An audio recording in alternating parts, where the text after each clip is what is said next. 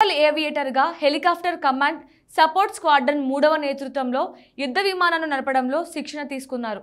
30 సంవత్సరాల వృత్తిలో వివిధ ఎయిర్ క్రాఫ్ట్లపై 2770 ఫ్లైట్ అవర్స్ గంటల అనుభవం గడిచింది.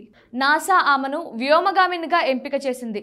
1998లో అంతరిక్ష యానంలో శిక్షణ తీసుకుంది.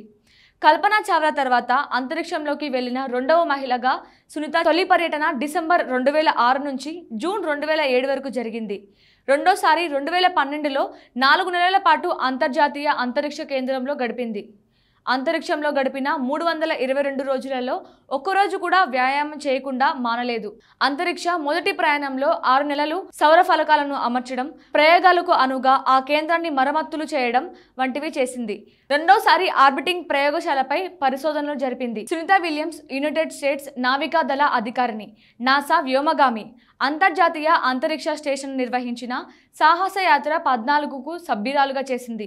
ఆ తర్వాత ఆమె సాహసయాత్ర 15లో చేరింది. 1983లో విలియమ్స్ మేరీల్యాండ్లోని అన్నాపోలిస్లోని యుఎస్ నావల్ అకాడమీలో చేరింది. ఆమె 1987లో నావల్ ఏవియేషన్ ట్రైనింగ్ కమాండ్ వద్ద ఏవియేటర్ శిక్ష పొంది తర్వాత జూలై 1989లో ఆమె యుద్ధ హెలికాప్టర్ శిక్షణను పూర్తి చేసింది. జనవరి 2025 నాటికి సునీత విలియమ్స్ మొత్తం 62 గంటల 6 నిమిషాల పాటు 9 స్పేస్ వాక్స్ చేసింది.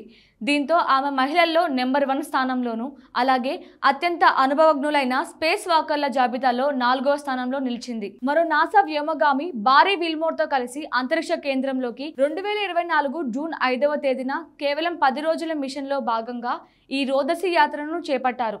జూన్ 14వ తేదీన వీరిద్దరూ భూమికి తిరుగు పయనం కావాల్సి ఉండగా స్టార్ లైనర్ వ్యోమనౌకలో హీలియం లీకేజీ కారణంగా టెక్నికల్ ప్రాబ్లమ్స్ ఎదురయ్యాయి.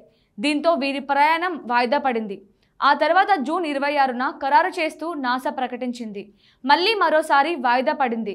వారు 9 నెలల నిరీక్షణ తర్వాత అంతర్జాతీయ అంతరిక్ష కేంద్రం నుండి 2025 మార్చి 19న సురక్షితంగా భూమిపైకి చేరుకున్నారు. వ్యోమగామి సునీత విలియమ్స్ అంతరిక్షంలో ఉన్నప్పటికీ ధైర్యంగా ఉండటానికి గల కారణాలపై ప్రవచనకర్త చాగంటి కోటేశ్వరరావు చేసిన వ్యాఖ్యలు వైరల్ అవుతున్నాయి. అంతరిక్షంలో కూడా తాను వినాయకుడు ప్రతిమ, భగవద్గీతను తీసుకెళ్లానని ఆమె చెప్పారు.